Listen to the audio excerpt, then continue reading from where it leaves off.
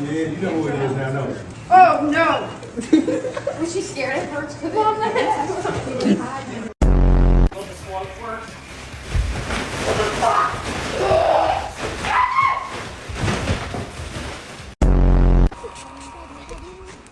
Hey, why are you laughing?